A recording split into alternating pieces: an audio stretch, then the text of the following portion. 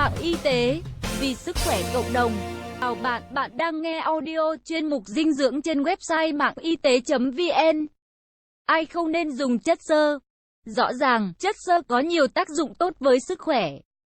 Tuy nhiên, đó không là một phương cách an toàn với tất cả mọi người.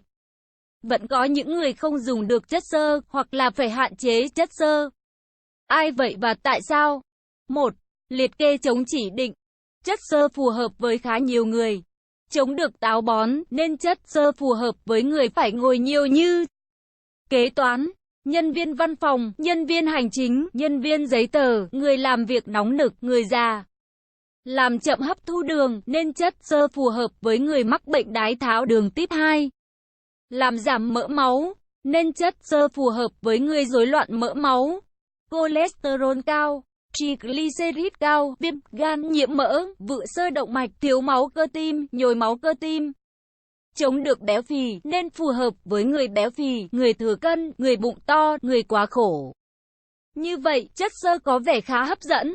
Và đọc đến đây, có thể bạn tự thấy mình là một trong số đó. Bạn có thể rất muốn lên ngay một thực đơn đầy ắp chất xơ. Nhưng hãy từ từ, bởi chất xơ cũng không phù hợp với nhiều người. Đó là những người sau. 2.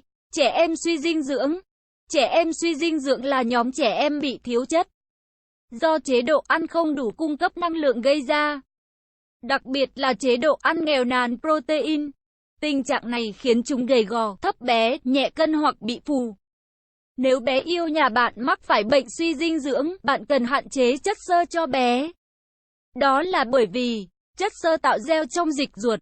Chúng làm giảm khả năng hoạt động của các men tiêu có mặt ở trong lòng ruột, bao gồm cả men tiêu hóa protein, tức là thịt. Sự tiêu hóa protein không đầy đủ sẽ dẫn tới bé bị thiếu hụt chất này và càng làm cho tình trạng suy dinh dưỡng nặng thêm. Chất xơ có khả năng tạo nhầy trong lòng ruột non. Chúng làm giảm khả năng hấp thu các chất khác ở trong lòng ruột non. Chúng có thể làm giảm mức chừng 10 đến 15% năng lượng hấp thu. Đây là điều không mong muốn với bố mẹ và bác sĩ dinh dưỡng. Bởi nếu như thế, thực chẳng khác gì bệnh suy dinh dưỡng, chẳng thể khắc phục được. Bao giờ bé mới chịu lên cân.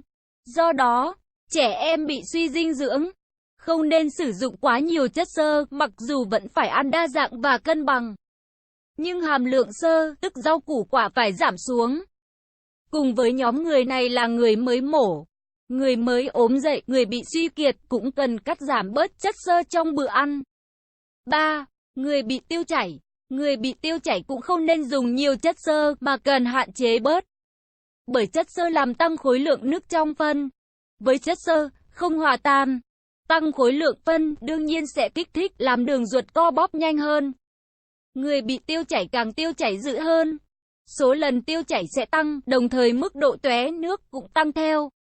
Bên cạnh đó, chất xơ còn làm giảm khả năng hấp thu kẽm.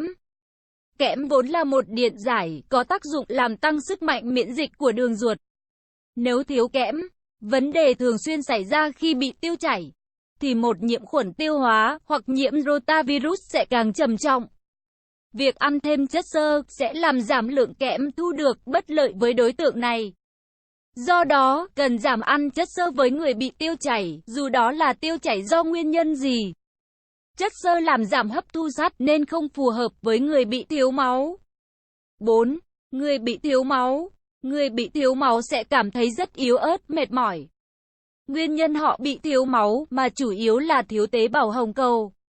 Tế bào hồng cầu là tế bào duy nhất của máu, giúp cho người ta khỏe khoắn, bớt mệt mỏi, bớt yếu ớt. Nhưng để tăng được số lượng hồng cầu, bắt buộc phải tăng hàm lượng sắt. Trêu thay, chất xơ lại làm giảm hấp thu sắt. Không những giảm thoáng qua, mà giảm hấp thu rất rõ rệt.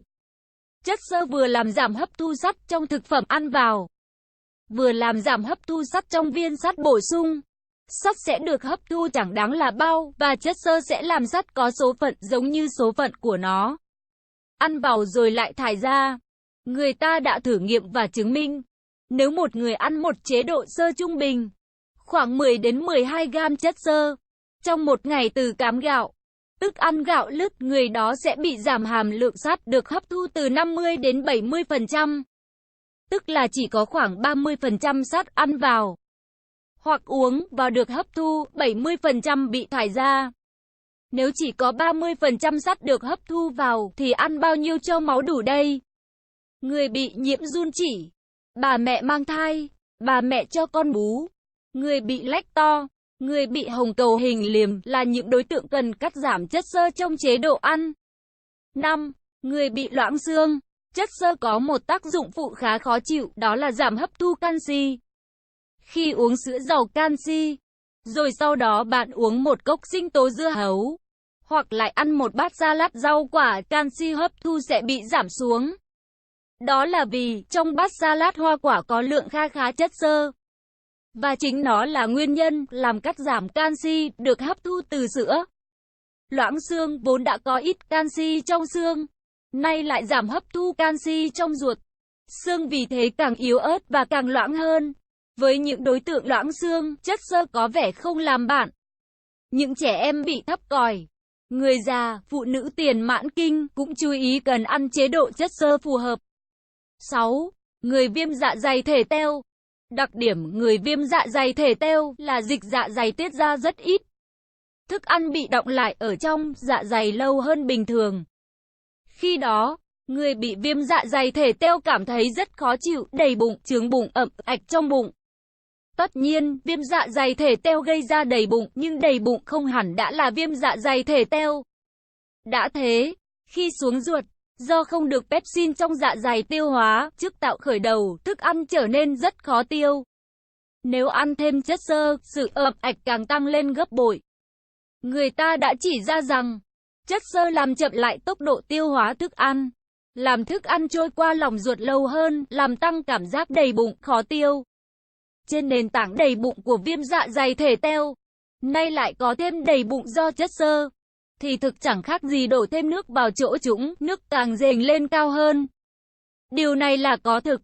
Một nhóm các nhà khoa học đã nghiên cứu và kết luận rằng, chỉ cần ăn chất xơ vượt quá mức cho phép, ăn khoảng 32 gram mỗi ngày, 91% người sẽ cảm thấy đầy bụng, ẩm ạch và rất khó chịu. Số người này đều than phiền rằng họ cảm thấy rất khó chịu trong dạ dày. Do sự tương tác như vậy, chúng tôi khuyên không nên sử dụng chất xơ lạm dụng vô độ, mặc dù chúng tốt với người viêm dạ dày thể teo. 7. Ăn tương hợp giữa mặt tốt và mặt không tốt, giữa ưu điểm và nhược điểm. Bạn cần phải biết cân bằng để thu được lợi tối đa và cắt giảm bớt tai hại. Một số đối tượng vừa cần ăn chất xơ, ví dụ người già hay táo bón cần ăn chất xơ, nhưng lại vừa không cần ăn chất xơ. Người già bị loãng xương cần hạn chế chất xơ, thì câu hỏi đặt ra là ăn hay không ăn? Đáp án là hãy sử dụng chất xơ ưu tiên theo ý định điều trị hoặc mục đích sức khỏe của bạn. Nếu bạn bị táo bón nghiêm trọng, thì hãy ưu tiên sử dụng chất xơ mà tạm thời chưa cần chú ý tới canxi. Nhưng nếu bạn bị loãng xương và đau xương nghiêm trọng, thì cần chú ý tới canxi và hạn chế sử dụng chất xơ mà chưa cần chú ý tới táo bón. Đó gọi là sự tương hợp trong sử dụng. Trung bình, một người bình thường và không rơi vào đối tượng đặc biệt. Bạn nên ăn từ 28 đến 30 gram chất xơ trong một ngày. Với người béo phì, bạn cần phải ăn tăng lên từ 30 đến 40 gram chất xơ trong ngày. Nếu để điều trị táo bón, bạn cần ăn hoặc uống gấp từ 2 đến 3 lần số lượng này. Hàm lượng thấp của chất xơ là 10 gram trong một ngày, chỉ bằng 1/3 nhu cầu thông thường, để thu được các tác dụng có lợi mà vẫn chưa chạm vào ngưỡng gây hại. Tuy nhiên, khi bạn đang rơi vào một trong các đối tượng không phù hợp với chất xơ, bạn nên giảm thiểu và chỉ cần ăn khoảng 5 gram chất này trong một ngày. Với mức độ này, bạn vừa duy trì công dụng với hệ tiêu hóa là nhuận tràng, vừa không gây ra biến cố sức khỏe do những tác dụng không mong muốn. Nhưng đọc đến đây lại có một rắc rối nho nhỏ. Chất xơ tính theo gam, trong khi đó, ngoài chợ lại không bán chất xơ dạng tinh chế.